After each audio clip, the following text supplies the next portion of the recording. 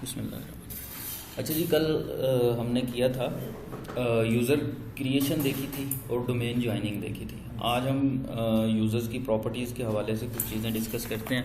मसलन मैं यहाँ पे टूल्स में आता हूँ, टूल्स में आके यहाँ पे मुझे active directory users and computers, ठीक है। हमारा जो लैब सिनेरियो है वो इस तरह से है कि हमारे पास एक सर्वर है जिसको हमने डोमेन कंट्रोलर बनाया हुआ है और एक हमारे पास क्लाइंट है, विंडोज 7 का क्लाइंट है हमारे पास। मैं यहाँ पे अगर टूल्स में आता हूँ और active directory user and computers में आता हूँ तो मेरे पास कंसोल यहाँ पे ओपन हो जाएगी active directory user and computers की, ठीक है। इसी कंसोल को ओपन करने का दूसरा तरीका ये होता है कि आप रन में आएँ और रन में आके लिखें dsa.msc, ठीक है। एंटर करेंगे तो आपके पास वही कंसोल ओपन होगी, dsa.msc, दिस वन dsa.msc, ठीक है। कल हमने एक यूज़र क्रिएट किया था U1 और U1 को हमने यहाँ पे लॉगिन भी करवाया हुआ है, ठीक है। मैं अगर कंट्रोल आर डिलीट करता हूँ, स्विच यूज़र करता हूँ, अदर यूज़र और U1 और उसका पासवर्ड देता हूँ। No login server available. क्यों? कम्युनिकेशन नहीं है क्या?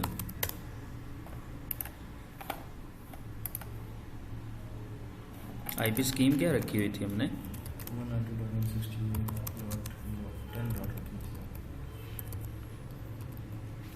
उसका आईपी पहले देख लेते हैं।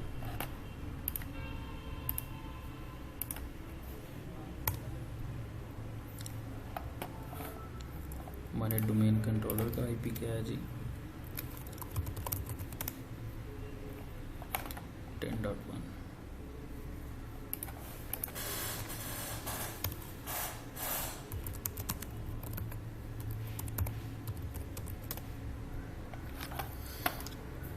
Ping transmit failed.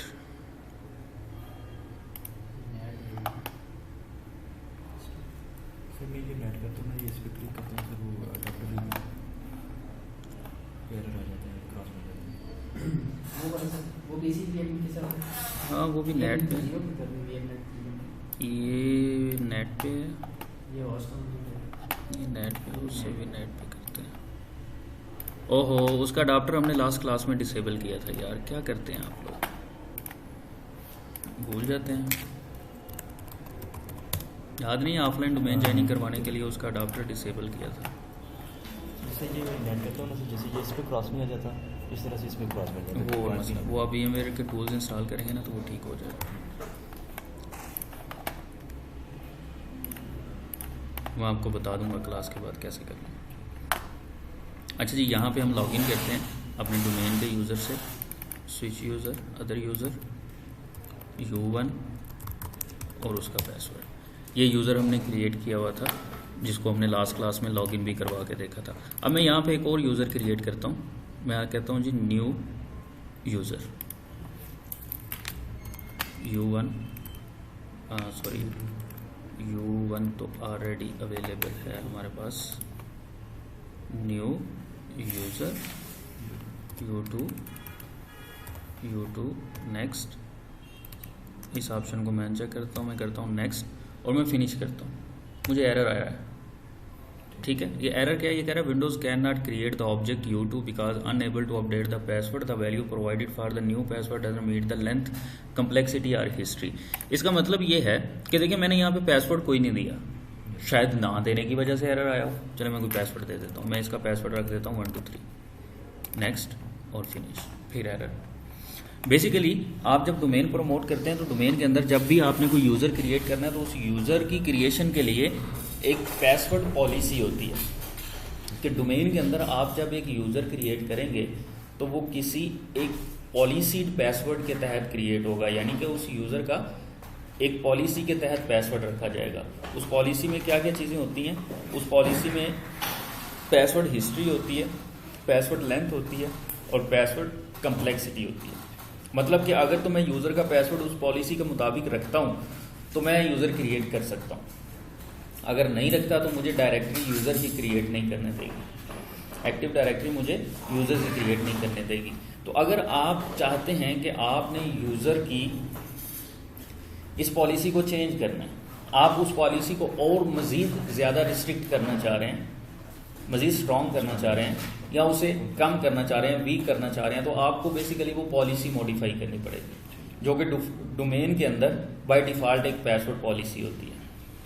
ठीक है, तो अगर आपने उस पॉलिसी को मॉडिफाई करना है, मैं इसको ओके कर देता हूँ, कैंसिल कर देता हूँ और सर्वर मैनेजर में आता हूँ। सर्वर मैनेजर के अंदर यहाँ पे टूल्स पे क्लिक करूँगा और मेरे पास यहाँ पे है ग्रुप पॉलिसी मैनेजमेंट। ठीक है, ये कंसोल मेरे पास ओपन होगी ग्रुप पॉलिसी मैनेजमेंट की।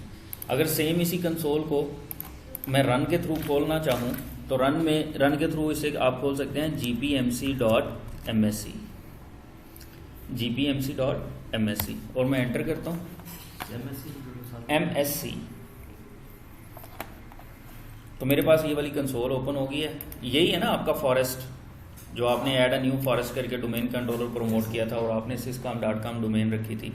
यहाँ पे आपकी ये डोमेन है, ये आपकी syscom.com डोमेन है, इसे एक्सपेंड करें और यहाँ पे लिखा हुआ है डिफ़ॉल्ट डोमेन पॉलिसी। देखें, डोमेन की बाय डिफ़ॉल्ट कुछ पॉलिसीज़ होती हैं, ठीक है, जो आपने लगाई नहीं है लेकिन वो डिफ़ॉल्ट पॉलिसी है। मसलन जैसा कि एक ये पासवर्ड कम्प्लेक्सिटी वाली पॉलिसी आपके सामने आई है कि आप यूज़र नहीं क्रिएट कर सकते। इसी तरह जो भी यूज़र आप डोमेन के अंदर क्रिएट करेंगे वो यूज़र बहुत सारे काम कंप्यूटर के ऊपर नहीं कर सकता। जैसे ही आप कंप्यूटर को डोमेन ज्वाइन करवाएंगे और डोमेन के यूज़र को आप कहते हैं जी कि डोमेन के यूज़र को लॉगिन करवाते हैं, तो बहुत सारी रिस्ट्रिक्शंस उसके ऊपर इस डिफ़ॉल्ट डोमेन पॉलिसी की वजह से लग जाती हैं। मसलन मैं अगर यहाँ पे इस कंप्यूटर का पासवर्ड चेंज करना चाहूँ तो यहाँ पे लॉगिन किसने किया हुआ है? U1 ने लॉगिन किया हुआ ना। U1 अगर इस कंप्यूटर का पासवर्ड चेंज करना, IP एड्रेस चेंज करना चाहे, लोकल एरिया कनेक्शन पे क्लिक करें, प्रॉपर्टीज़, वो नहीं कर सकता यहाँ पे जब तक एडमिनिस्ट्रेटर के क्रीडेंशियल्स नहीं आएंगे। दूसरी, उसके बाद यूज़र अपने मैनेज में नहीं जा सकता, मैनेज पे क्लिक करें, नहीं जा सकता। ठीक है, यूज़र अपने कंप्यूटर को डोमेन से नहीं हटा सकता, चेंज सेटिंग। ठीक है, यूज़र अपने कंप्यूटर का पासवर्ड नहीं चेंज कर सकता। ये वो पॉलिसीज़ हैं जो डोमेन के कंप्यूटर्स के ऊपर डिफ़ॉल्ट लग जाती हैं। किस वजह से? वो पॉलिसी बेसिकली ये पड़ी हुई है, ये जो डिफ़ॉल्ट डोमेन पॉलिसी यहाँ पे लिखा हुआ है, इस पॉलिसी की वजह से ये सारे काम यूज़र नहीं कर सकता। तो मतलब कि अगर हम यूज़र क्रिएट नहीं कर पा रहे हैं तो इसका मतलब है कि यही डिफ़ॉल्ट पॉलिसी है। तो मैं इस पॉलिसी को एडिट करता हूँ, मैं राइट क्लिक करता हूँ, ये देखिए मेरे पास यहाँ पे मैं एडिट की ऑप्शन मेरे पास ग्रे है, मैं इसे यूज़ नहीं कर सकता। उसकी रीज़न ये है कि यहाँ पे आप इस वक्त एडमिनिस्ट्रेटर से लॉगिन नहीं है। ठीक है, मैं अगर यहाँ से एडमिनिस्ट्रेटर से लॉगिन होता हूँ,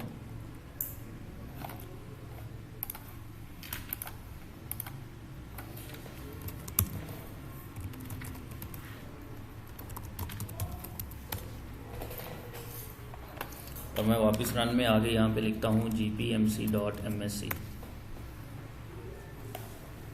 और मैं इसको एक्सपेंड करता हूँ, डोमेन्स को एक्सपेंड करता हूँ, अपने डोमेन को एक्सपेंड करता हूँ। ये पड़ी है डिफ़ॉल्ट डोमेन पॉलिसी। मैं डिफ़ॉल्ट डोमेन पॉलिसी पर राइट क्लिक करता हूँ और एडिट पे क्लिक कर देता हूँ। अब यहाँ पे मेरे पास दो चीज़ें आ रही हैं, एक कंप्यूटर कॉन्फ़िगरेशन, एक है यूज़र कॉन्फ़िगरेशन। मैं कंप्यूटर कॉन्फ़िगरेशन पे डबल क्लिक करता हूँ, policies, window settings, security settings, account policies और ये पड़ी हुई है पासवर्ड पॉलिसी। ठीक है, मैं पासवर्ड पॉलिसी पे डबल क्लिक करता हूँ। ये बेसिकली वो पॉलिसीज़ की आप कह लें कि शिक्के हैं जिनको आपने मॉडिफाई करना है। Enforce password history, 24 password remembered, यानी कि आपकी डायरेक्टरी हर यूज़र के अगेंस्ट उसके आखिरी 24 पासवर्ड्स को याद रखेगी और यूज़र को दोबारा से वही पासवर्ड रिपीट नहीं करने देगी। मसलन यूज़र ने आज एक पासवर्ड रखा, लेट्स सपोज 1 2 3, अगले दिन उसने चेंज कर दिया 4 5 6, 2 दिन गुजरे, अब वो फिर 1 2 3 रखना चाह रहा है तो वो नहीं रख सकता। आपकी डायरेक्टरी उसके आखिरी 24 पासवर्ड्स को याद रखेगी और दोबारा से वही पासवर्ड नहीं रखने देगी। ठीक है, अगर आप इस पॉलिसी को एज इट इज़ रहने देना चाहते हैं तो रहने दें। मैं फिलहाल इसे मैं 0 कर रहा हूँ। प्रोडक्शन में आप इसे 0 नहीं करेंगे, वो आप अपनी SOP के मुताबिक जो भी आपकी SOP होगी। Maximum password age, maximum password age कितनी है जी? 42 डेज। तो 42 डेज से क्या मुराद है कि आप अगर कोई भी पासवर्ड रखते हैं, यूज़र का कोई भी पासवर्ड होगा, वो 42 डेज के बाद एक्सपायर हो जाएगा, ये उसकी मैक्सिमम एज है। तो आप अगर चाहते हैं कि हर 42 डेज़ के बाद आपको पासवर्ड चेंज करने पड़े या यूज़र खुद से पासवर्ड रीसेट कर लें, तो आप इसे ऐसे ही रहने दें या इसे बढ़ा दें। बढ़ा कितना सकते हैं ये देखें, चेक करें कितना बढ़ा सकते हैं। 999 डेज़ तक आप बढ़ा सकते हैं। लेकिन मैं अगर इसे ज़ीरो कर देता हूँ तो ज़ीरो का मतलब है कि पासवर्ड विल नॉट एक्सपायर। मैं इसे अप्लाई करता हूँ और ओके कर देता हूँ। उसके बाद यहाँ पे लिखा हुआ है minimum password age. Minimum password age कितनी है जी? 1 डे। मिनिमम पासवर्ड एज से क्या मुराद है? जो भी पासवर्ड रखा जाएगा उसे 1 दिन से पहले चेंज नहीं कर सकते। यूज़र अपना जो भी पासवर्ड रखेगा वो उसे 1 दिन से पहले चेंज नहीं कर सकता। एडमिनिस्ट्रेटर कर सकता है, यूज़र नहीं कर सकता। ठीक है, यूज़र अपना जो भी पासवर्ड रखेगा उसे 1 दिन से पहले चेंज नहीं कर सकता। जो भी पासवर्ड रखा जाएगा उसे एटलीस्ट 1 दिन जिंदा रहना होगा। तो मैं इसको भी फिलहाल 0 कर देता हूं। उसके बाद है आपके पास मिनिमम पासवर्ड लेंथ। तो आपके पासवर्ड की मिनिमम लेंथ 7 कैरेक्टर्स होनी चाहिए। आप इसे बढ़ा के 14 तक ले जा सकते हैं। ठीक है, बढ़ा के आप 14 तक ले जा सकते हैं। मैं इसे भी 0 कर देता हूं कि मैं बेशक ब्लैंक पासवर्ड भी रखूं तब भी कोई इशू ना हो। मैं अप्लाई करता हूं और ओके करता हूं। उसके बाद आपकी आ जाती है password must meet complexity requirement. मैं इस पर डबल क्लिक करता हूं और इसे मैं डिसेबल कर देता हूं। अगर यहाँ पे एक्सप्लेन पे क्लिक करता हूं तो ये उसकी कंप्लेक्सिटी की रिक्वायरमेंट्स लिखी हुई हैं, इसको देख लीजिएगा। मैं अप्लाई करता हूं और ओके कर देता हूं। कैपिटल होना चाहिए, अपर केस, लोअर केस होना चाहिए, स्पेशल कैरेक्टर्स उसमें होने चाहिए, ये सारी वो कंप्लेक्सिटी है, उसे देख लीजिएगा। अच्छा जी, मैंने इसे भी डिसेबल कर दिया। एक चीज़ यहाँ पे याद रखिएगा कि अगर मैं यहाँ पे पासवर्ड लेंथ को 0 कर रहा हूँ और कंप्लेक्सिटी एनेबल है तो मैं ब्लैंक पासवर्ड नहीं रख सकता। ठीक है, अगर पासवर्ड लेंथ में 0 कर देता हूं और कंप्लेक्सिटी को एनेबल रहने देता हूं तो मैं ब्लैंक पासवर्ड नहीं रख सकूंगा। मुझे फिर मुझे क्या होगा कि लेंथ वाली पॉलिसी खत्म हो गई है लेकिन कंप्लेक्सिटी वाली रहेगी। क्लियर होती है बात? तो मैंने यहां पे अपनी पासवर्ड पॉलिसी को मॉडिफाई कर लिया। आप जब भी किसी ग्रुप पॉलिसी को मॉडिफाई करेंगे आइंदा से भी, तो आपको एक कमांड रन करनी होती है जीपी अपडेट। वो आप कमांड प्रॉम्प्ट में आके कर दें या रन में लिख दें जीपी अपडेट, और मैं इसे एंटर करता हूं।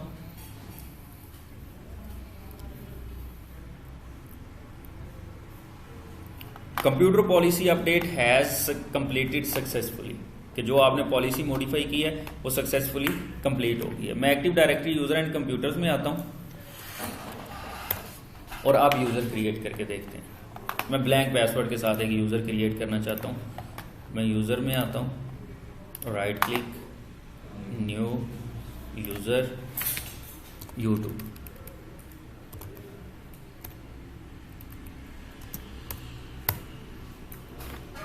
ठीक है, अब वो डिफ़ॉल्ट पॉलिसी जो है हमने उसे मॉडिफाई कर लिया। मैं एक और यूज़र यहाँ पे क्रिएट करता हूँ। मैं कहता हूँ जी U3 नेक्स्ट। ये नीचे लिखा हुआ है user must change password at next log on, कि यूज़र अपने अगले लॉग ऑन पे अपना पासवर्ड ज़रूर चेंज करेगा। इस बात का क्या मतलब है? जैसे सर वो यूजर को अथॉरिटी देने वो इंटर हो वहाँ पर अपना जो पासवर्ड ऑलरेडी देकर यहाँ पर आगे जाकर न्यू पासवर्ड खुद से रखना चाहिए। देखें, बेसिकली ये इसलिए है, ये बात ये कर रहा है कि user must change password at next log on. User next log on पे अपना पासवर्ड चेंज करेगा। आपने let's suppose bulk user creation की है, आपने 15, 20, 25, 30, 100, 150 यूज़र क्रिएट किए हैं, तो आप एक एक यूज़र का पासवर्ड तो अलग-अलग नहीं दोगे ना, आप सबके पासवर्ड सेम रखोगे और उन्हें कहेंगे जी कि ये आपका यूज़र नेम है, आपका पासवर्ड ये है। तो जैसे ही मसलन मैं यहाँ पे ये यूज़र क्रिएट करता हूँ, ये मैंने U3 यूज़र क्रिएट किया और मैंने उसे कहा जी कि तुम्हारा पासवर्ड ब्लैंक है, तुमने जाके लॉगिन करना है। अब यहाँ पे हम U3 से लॉगिन करते हैं, देखिएगा होता क्या।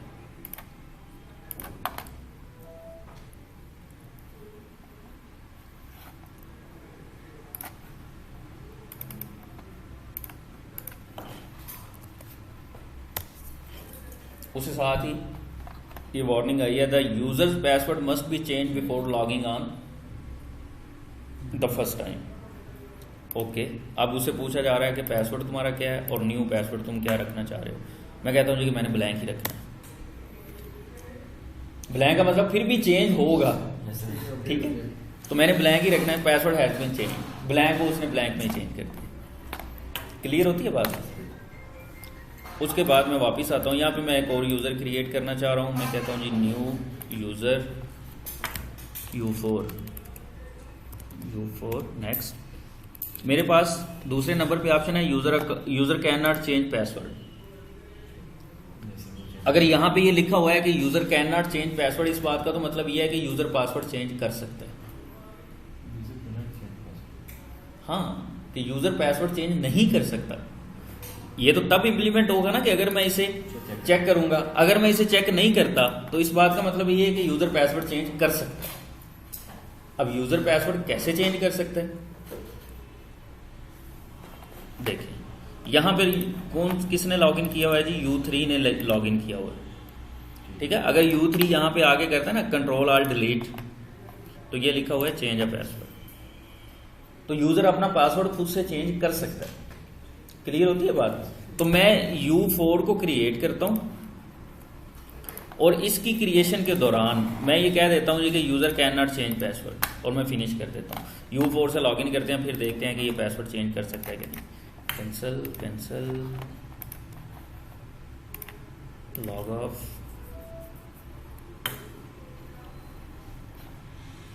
Ctrl+Alt+Delete, switch user, other user U4।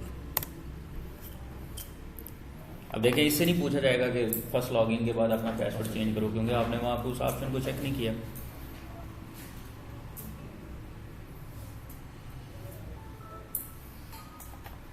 अब अगर ये वाला यूजर यहाँ पे आके करता है Ctrl+Alt+Delete, चेंज अ पासवर्ड, ये तो आ रहा है, ये तो अभी भी आ रहा है।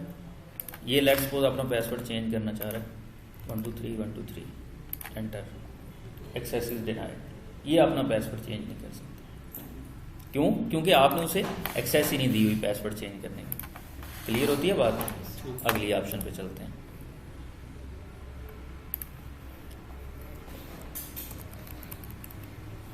U5 next. उसके बाद हमारे पास ऑप्शन है password never expires. Password never expires का मतलब ये है, देखें आपकी पॉलिसी के मुताबिक 42 डेज के बाद पासवर्ड एक्सपायर हो जाएगा, ऐसे ही है। पॉलिसी के मुताबिक 42 डेज के बाद पासवर्ड एक्सपायर हो जाएगा। अभी तो खैर हमने उसे 0 कर दिया, लेकिन प्रोडक्शन में तो आप ऐसा नहीं करेंगे ना। प्रोडक्शन में तो आप कोई ना कोई पासवर्ड की एक्सपायरी डेट रखोगे ड्यू टू सिक्योरिटी रीजंस। आपने यहाँ पे किसी यूजर को क्रिएट, डिपेंड्स ऑन एसओपी, ज्यादातर वैसे रखते नहीं है। छोटी मोटी ऑर्गेनाइजेशन में तो रखते नहीं है, जहां बहुत ज्यादा सिक्योरिटी कंसर्न होते हैं वहां पे रखते हैं। अच्छा, पासवर्ड नेवर एक्सपायर्स, इस बात का मतलब यह है कि अगर आपकी पॉलिसी लगी भी हुई है, आपकी पॉलिसी लगी हुई है कि 1 महीने के बाद पासवर्ड एक्सपायर हो जाएगा, लेकिन यहां पे यूजर क्रिएट करते हुए आप क्या देते हैं, password never expires, password never expires. तो इस यूजर का पासवर्ड एक्सपायर नहीं होगा, बेशक पॉलिसी लगी हुई है, ठीक है। उसके बाद चौथी ऑप्शन आपके पास आती है account is disabled. Account is disabled का क्या मतलब है? डिसेबल का मतलब ये है कि वो डायरेक्टरी के अंदर वैसे पड़ा होगा लेकिन यूजर लॉगिन नहीं कर सकेगा। मसलन मैं इसका कर देता हूँ अकाउंट इज डिसेबल्ड नेक्स्ट और फिनिश। ये मेरे पास U5 आ गया, मेरी डायरेक्टरी के अंदर ये यूजर बना हुआ। मैं यहाँ पे आता हूँ, कैंसल लॉग ऑफ, इसको बाद में एनेबल कर सकते हैं जब हम मैं अभी बताता हूँ। Switch user, other user U5 enter. Your account has been disabled, please see your network administrator, system administrator. वैसे देखना नहीं पड़ेगा, उसे जाके उसे राब्ता करना पड़ेगा। ये कह रहे हैं कि सिर्फ उसे देखो, देखने से खुद तो नहीं जाएगा, ठीक है। तो अब यहां पे एक चीज है कि आपने यूजर क्रिएट किया और क्रिएशन के दौरान ही आपने उसे डिसेबल कर दिया। फायदा ये कौन सी साइंस है?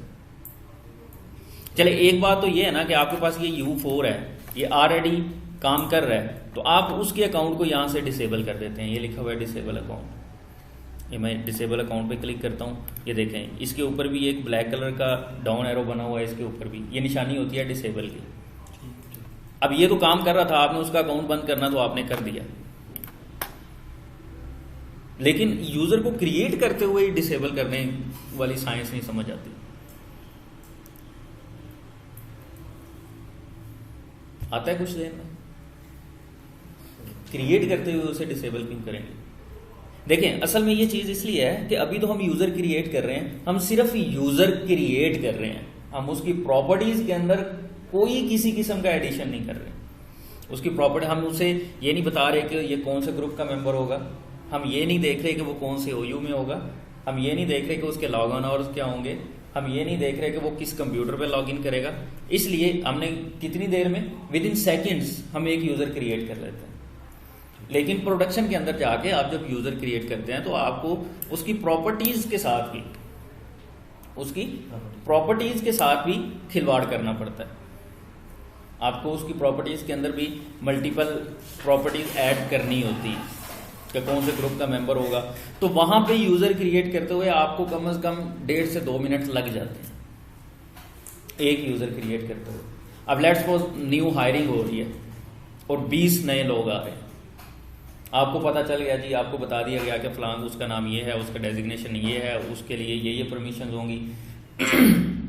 तो आप उनके आने से पहले ही उनके अकाउंट्स क्रिएट करके उसे डिसेबल कर देते हैं। ठीक है, जो जो कुछ उनकी प्रॉपर्टीज में डालना है डाल के रख देते हैं। उसके बाद जैसे ही वो आते हैं सिंपली यहाँ पे आप राइट क्लिक करते हैं और इनेबल अकाउंट, बस। ठीक है, तो दूसरा जो है ये चलते हुए यूजर को डिसेबल क्यों करेंगे? कोई ऑर्गेनाइजेशन छोड़ के चला गया लेकिन आप उसके अकाउंट को एक डायरेक्टरी से डिलीट नहीं करना चाहते तो आप डिसेबल कर दें, डिलीट नहीं करेंगे, डिसेबल कर देंगे। क्लियर होती है बात? उसके बाद अब हम थोड़ा सा यूजर प्रॉपर्टीज को देखते हैं। मेरे पास है यहाँ पे U1 मैं U1 का पासवर्ड भी रीसेट करना चाह रहा हूं, इसका एक लंबा चौड़ा पासवर्ड लगा हुआ है, ब्लैंक कर दिया। मैं U1 की प्रॉपर्टीज में आता हूं, यहां पे मेरे पास टैब है अकाउंट टैब। ये वही ऑप्शन है जो आपको वहां पे भी मिल रही थी, आप आफ्टर क्रिएशन ऑफ यूजर भी उन ऑप्शंस को यूज कर सकते हैं। यहां पे मेरे पास लिखा हुआ है log on hours. Log on hours का मतलब ये है कि यूजर कब कब लॉगिन कर सकता है, यूजर कब कब लॉगिन कर सकता है। मसलन जैसा कि ऑर्गेनाइजेशन के अंदर ज्यादातर टाइम होता है Monday to Saturday 9 to 5, Monday to Friday या सैटरडे, डिपेंड्स ऑन। ठीक है, U1 सिर्फ इन आवर्स में लॉगिन कर सकता है, Monday through Friday from 9 AM to 5 PM। मैं इसको ओके कर देता हूं। अभी देखें टाइम क्या हुआ है, 8:30 हो गए हुए हैं ना, हमारे डोमेन कंट्रोलर के मुताबिक 8:30 हो गए हुए हैं।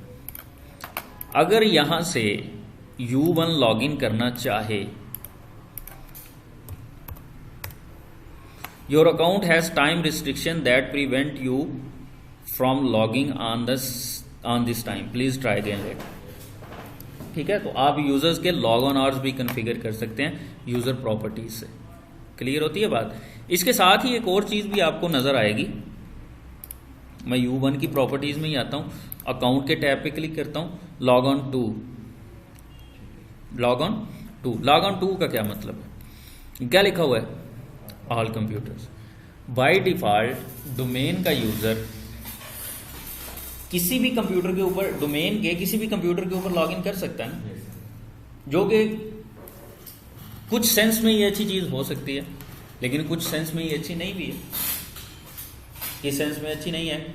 इस सेंस में भी अच्छी नहीं है कि यूजर जब भी किसी कंप्यूटर के ऊपर अपना पहला लॉगिन करता है तो उस कंप्यूटर के ऊपर उसका प्रोफाइल क्रिएट हो जाता है। ठीक है, अब एक यूजर आपके डोमेन के मल्टीपल कंप्यूटर्स के ऊपर जहां जहां लॉगिन करेगा वहां वहां उसका लोकल प्रोफाइल बन रहा होगा। ठीक है, और दूसरी चीज ये भी है कि एक सेल्स डिपार्टमेंट का बंदा है, वो मार्केटिंग डिपार्टमेंट के यूजर कंप्यूटर के ऊपर क्यों लॉगिन करे? तो आपको रिस्ट्रिक्शन लगानी चाहिए ना इसके लिए। तो आप डिफाइन कर देते हैं कि ये वाला यूजर, अपनी एक्टिव डायरेक्टरी के अंदर यूजर प्रॉपर्टीज के अंदर से जाके आप ये बात डिफाइन कर सकते हैं कि ये वाला यूजर सिर्फ इस इन स्पेसिफिक कंप्यूटर्स पे या इस एक स्पेसिफिक कंप्यूटर पे लॉगिन कर सकता है, बाकी वो किसी पे लॉगिन नहीं कर सकता। अब ये कॉन्फ़िगर कैसे करेंगे? मैं कहता हूं जी दी फॉलोइंग कंप्यूटर्स, यहां पे मुझे उस कंप्यूटर का नाम लिखना है, उस कंप्यूटर का सिस्टम नेम लिखना है जिसके ऊपर आप उसे लॉगिन अलाउ करवाना चाह रहे हैं। तो मेरे पास जो यहां पे कंप्यूटर है इसका नाम है पीसी, देख भी लेते हैं कि पीसी है। मैं अगर .बैकस्लैश करता हूं PC1 है, इसका नाम है PC1। और मैं अगर यहां पे कंप्यूटर नेम के अंदर लिख देता हूं PC2, अगर मैं यहां पे कंप्यूटर नेम के अंदर लिख देता हूं PC2, तो मतलब मेरा ये वाला यूजर उस कंप्यूटर पे लॉगिन नहीं कर सकता PC1 के ऊपर, ये सिर्फ उस कंप्यूटर के ऊपर लॉगिन करेगा जिसका सिस्टम नेम होगा PC2। एग्री करते हैं बात? मैं ओके करता हूं और लॉग ऑन आवर्स के अंदर आके ना मैं इसको फुली परमिट कर देता हूं।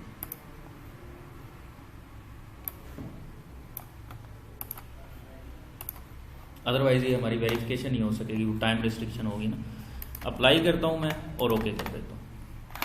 मैं आता हूं जी अपने क्लाइंट पे और यहां पे U1 से लॉगिन करते हैं। हाउ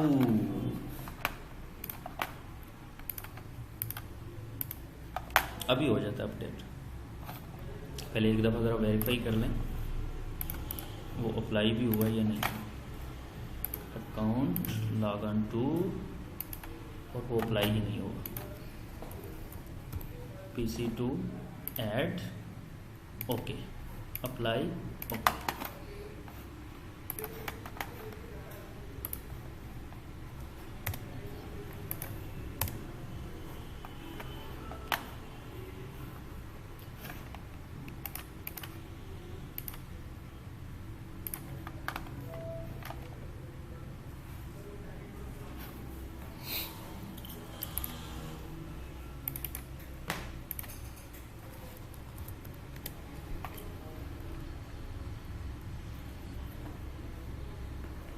ओहो,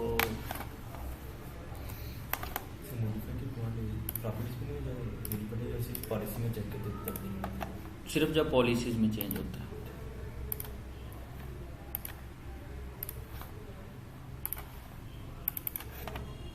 अभी अगर मैं PC उससे U1 से लॉगिन करूंगा तो वो लॉगिन नहीं करेगा।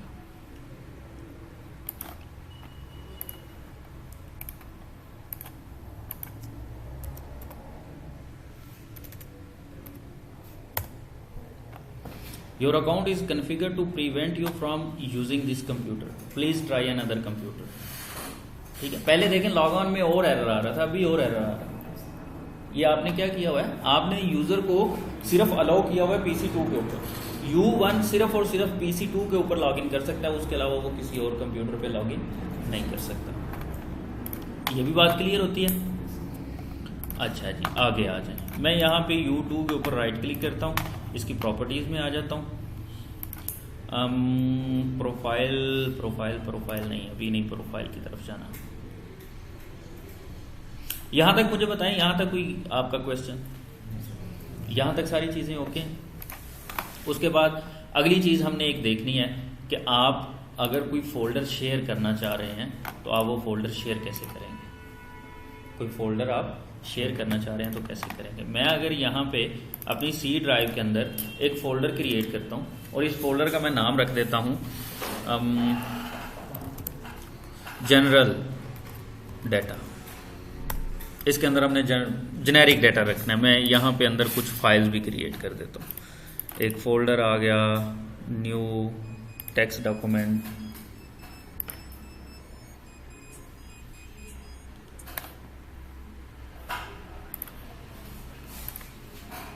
मैं सर मुझे यहाँ पे हम कुछ और फाइल्स क्रिएट कर देते हैं मल्टीपल टाइप्स की। ये हमने कुछ डाटा रख दिया अपने उस फोल्डर के अंदर और इस फोल्डर को मैंने जनरल डाटा के फोल्डर को मैंने करना है शेयर। मैं इस फोल्डर के ऊपर राइट क्लिक करता हूँ और प्रॉपर्टीज़ में आ जाता हूँ और शेयरिंग के टैब पे क्लिक करता हूँ। ये क्या लिखा हुआ है जी? Not shared, network path not shared. इसको आगे जाके देखेंगे जब हम शेयरिंग पढ़ेंगे। अभी मैं आपको सिर्फ शेयरिंग का हल्का सा इंट्रोडक्शन दे रहा हूँ क्योंकि नेक्स्ट लेक्चर में हमने जो टॉपिक पढ़ना है उसका शेयरिंग के साथ ताल्लुक है। ठीक है, तो मैं यहाँ पे शेयर पे क्लिक करता हूँ और फॉर टाइम बीइंग मैं कह देता हूँ जी share with everyone, read and write की परमिशन दे देता हूँ और शेयर कर देता हूँ और डन एंड क्लोज। अब देखिए यहाँ पे सॉरी मैं प्रॉपर्टीज में अगर आता हूँ, शेयरिंग के टैब पे क्लिक करता हूँ, यहाँ पे इसे एक नेटवर्क पाथ मिल गया हुआ है, एक नेटवर्क पाथ मिल गया हुआ है। बेसिकली कोई भी यूजर जब इस फोल्डर को एक्सेस करना चाहेगा तो वो ये नेटवर्क पाथ लिखेगा। ये नेटवर्क पाथ का मतलब क्या है? नेटवर्क पाथ का मतलब ये है, ये लिखा हुआ है // आगे sys1। sys1 क्या है? sys1 इस कंप्यूटर का नाम है जिसके ऊपर आपने ये फोल्डर बना के शेयर किया हुआ है। ये देख लें, लोकल सर्वर में आ जाएं, sys1 इसका नाम है। ठीक है, अगर आपने वैसे कमांड प्रॉम्प्ट के थ्रू देखना हो कंप्यूटर का नाम तो आप CMD में आएंगे और CMD में आके आप लिखते हैं होस्ट नेम, ये इसका नाम क्या है जी? sys1। तो इसको नेटवर्क पाथ देखिए कैसे मिला, // sys1 / जनरल डाटा जो फोल्डर का नाम है, ये इसका सादा सा नेटवर्क पाथ। तो अब अगर किसी भी यूजर ने इस फोल्डर को एक्सेस करना है तो वो यूजर क्या करेगा? वो अपने रन में आके वही पाथ लिखेगा। वो पाथ क्या है? // sys1 यानी कि उस सिस्टम का नाम जिसके ऊपर वो फोल्डर पड़ा हुआ है, / उस फोल्डर का नाम। या दूसरा तरीका ये होता है कि आप अगर नाम नहीं लिखना चाह रहे तो आप उस कंप्यूटर का IP लिख दो, 192.168.10.1 है आई थिंक सो, नहीं 10.1 है भला, अभी पता चल जाता है जी, 10.1 नहीं।